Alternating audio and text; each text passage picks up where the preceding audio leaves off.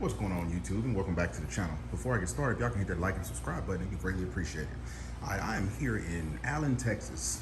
Nice little day outside too. And today I'm going to be reviewing this 2021 Ford Escape. Now I got this as my rental car while I'm here in Texas. And I gotta say, I kind of like this car. But let's get into this review. So,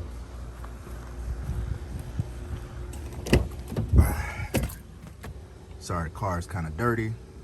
Yeah, I got to move my seat back because I was giving one of my daughters a driving lesson while I'm here.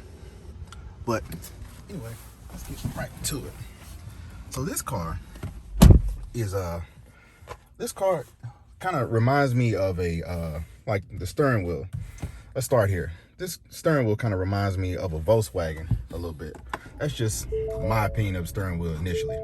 But outside of that, I mean, this car's got some nice features. Some I like, some I don't like. Here's a key fob of this car. Obviously, it has the remote start. It has the power gate. We'll get into that. We'll get into the power gate a little later on. One of the things I don't like about this car is, we'll start there, is this auto start stop. I hate this feature. And I've noticed that Ford and a few other companies are putting this on all of their cars. This auto start stop feature. It's simply annoying. That's one thing I just wish they would stop doing. This car does have dual climate, has heated seats, heated steering wheel, does have this display screen with the, I believe I want to say it's Sync 5. I could be wrong. Sync 3, something like that. I could be wrong on it. But I like this car. I like the sync feature. The Apple CarPlay is great on this car. Again, the only thing I don't like is this auto start stop. Other than that, these seats, these leather, I don't know if this is real or fake, but these seats are really comfortable. I know I did a video on the Nissan Rogue that I had, and those seats, I thought those seats were comfortable, and I thought that overall that was a good vehicle. But I think these seats are just as comfortable as those Rogue seats. As you can see, this shifter, so this is that hockey puck shifter that Ford and I think Chrysler have switched to.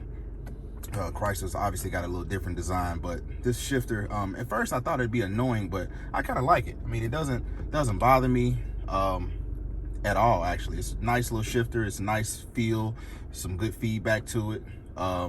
So nice shifter. You got your power brake. You have different drive modes. So not sure what these different drive modes, or what this slippery and this deep snow and sand mode would do when this thing is not all-wheel drive. So not sure what's the purpose of that. I don't know if maybe it just changes the way the vehicle shifts or whatever. I'm not sure, but it definitely has different drive modes. A lot of these cars, that seems to be the trend, is just to put the different modes into these cars, which I really don't think they do anything, but I guess it makes the driver feel like they're special or something like that. Not sure. But all in all, it's still a nice car. It gets decent gas mileage. It's not as good. I did notice. I'll put the numbers, the horsepower and gas mileage and all those numbers on the screen. But I did notice on the highway driving this thing from DFW Airport to Allen, it didn't get as good a gas mileage as that Rogue did. So not sure what, I thought this would get better, but obviously it doesn't. So yeah, it is what it is with that. Let's see here. Oh, so one feature I just figured out, I tried to pop the hood. It won't allow you to pop the hood while the engine's running. So that's, I guess, a safety feature that this vehicle has. One of the things I do like about this vehicle is, so when you cut the car off, let's see if it'll do it. So it didn't do it, but typically when you cut the car off, maybe you have to drive around, but it's a sign, it's a little icon will show up and it'll tell you to check the back seat for any type of passengers. So that's kind of a nice feature they have. It's nice to see that car companies are now integrating that into their vehicles, because I remember back in the day, I'm gonna show my age here, but I remember back in the day when cars didn't even have airbags and they had lap belts, and then they go from lap belts to the traditional seat belts that we're used to seeing, like this one, and then they go from, they do that, and then they add the airbag to the steering wheel, and now you have, then they added the airbags to the dashboard, and then now you have airbags on the side, and then some cars even have, especially in some Ford products, they even have airbags in the seat belts. So I remember all of that. So so it's nice to see that they've added that additional feature. I know Toyota has the seatbelt sensors in their cars. I don't think this car has seatbelt sensors in their back seats.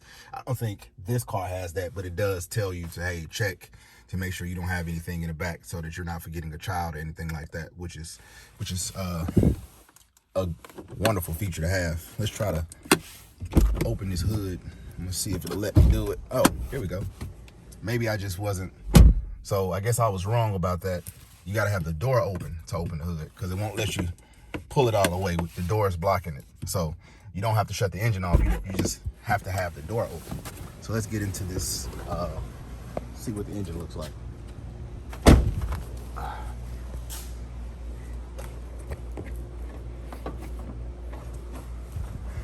So I was opening this hood earlier, and I noticed that you have to pull it twice, because when you pull it once, it just cracks the hood, which is strange, but you have to pull it all the way up to get the hood to come up, so that you can access the lever for the access the lever to open this hood. This is definitely one of the strangest hoods I've been in. It is really a challenge to get to this.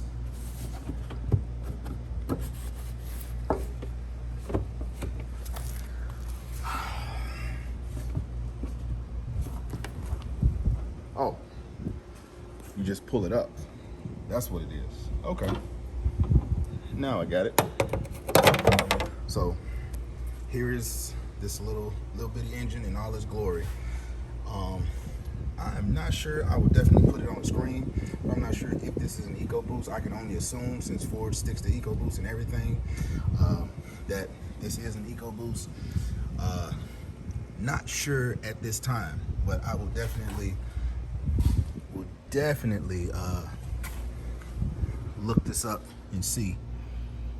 I don't see a turbo or anything on here, but I'm not sure. But I'll definitely do some research and look this up and see if it actually is a EcoBoost. But that's this little bitty engine. It does have some nice power on the highway. I did notice that. This thing does ride good. It's got good power. It's got some good road manners. Got some great road manners, if I say so myself. So let's look at the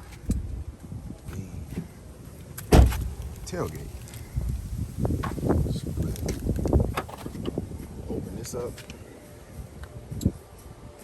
So now here's one of the things I don't like about this. So it's plenty of room back here. Like I said, I'll put the cubic feet of the space and everything. I'll put that up on the screen. But no spare tire. This is the thing that really pisses me off about that. I hate this fix a flat repair kit. This shit pisses me off. I'm old school. I like, just give me a spare tire, a jack.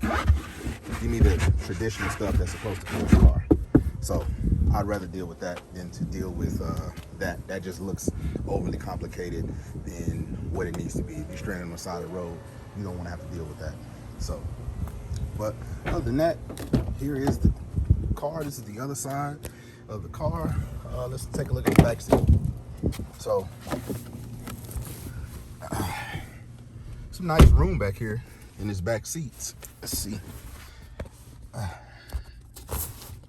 Cup holders back here.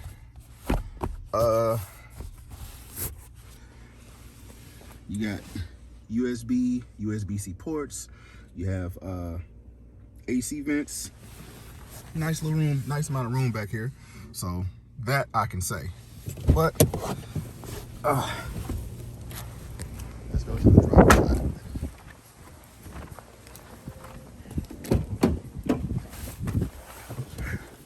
So one of the things I've noticed is, I mean, things that has some nice features to it, nice touches, but this just feels, it feels kind of cheap. To me, it feels cheap. It looks similar to a Volkswagen, but it has that cheapness that I just don't like. That's just my opinion. Some people may think that it's really nice and it's just a part of what makes it the car, or whatever the case is. I think this shit just feels cheap. That's just my opinion on it. Other than that, that's the car. See if I can give it a, let me see if I can close everything up and get back on the road. Let's see.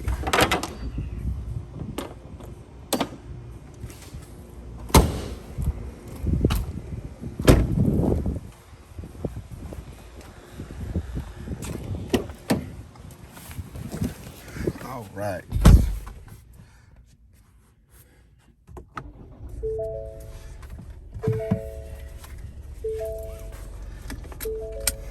I don't know, I kind of like that Ford chime. I guess you kind of get used to it over time. Kind of get used to that chime. I like it now. I don't know, for some reason I do. But so getting ready to, as you can see, the camera is broken. One of the things I noticed about this car is that the camera is broken. So that's why the camera looks off. It was like that when I got the vehicle. So I don't know if that's just because it was cheap to begin with. I'm not sure. But this other than that, the car works. I mean, works perfectly. It, like I said, it has some decent road manners. Yeah, I mean, I like the car overall. Would I buy one? If with the cheapness that I think about this car and the camera being broken, I'm not sure if that's just a testament to Ford's quality. I'm not sure what that is, but I'm more biased towards Nissan products. I know some people will say that Ford's better. Some people argue that Nissan's better. I'm just more biased towards Nissans. Nissans have never failed me, so I'll continue with those products. But if I was looking for a commuter car, I would definitely consider this, just kind of based on its road manners and based on all the features that it does have. But I would be concerned about the longevity of this car. Just kind of, I know F-150s, they're designed to go a long time, but I can't say that for Ford Escapes. I can't speak to that. I know that Nissans, I've never had a problem with Nissans. I've had Hondas as well, and I know Toyotas run forever, but I've had Nissan and Honda products, and I know that they'll just run and run and run. All you gotta do is basically do basic maintenance on it, and you're good. So that's just my opinion on this car. But that's basically what I think about this car and how this car operates, different features on this car. And the steering is really light. That's one thing I forgot to mention. I love the way the steering wheel feels. When you're turning it, it's light. It's not as light as like an old school Navigator or old school Lincoln Town Car, where it just completely disconnects you from the road, but it's light enough to where it's not annoying. So I'm still connected. I still feel like I'm connected to the road, and I'm not annoyed by the steering wheel lightness. So outside of that, that's my review of this car. I think it's, again, like I said, I think it's a great car, but would I buy it? I would consider it. I would think about it, but I definitely compare it against some other vehicles before I just pull the trigger on buying something like that. That's just how I feel. But that's my review of this car, and I encourage y'all to check out my review on the Nissan Rogue that I did. But thanks for watching, and y'all have a nice day.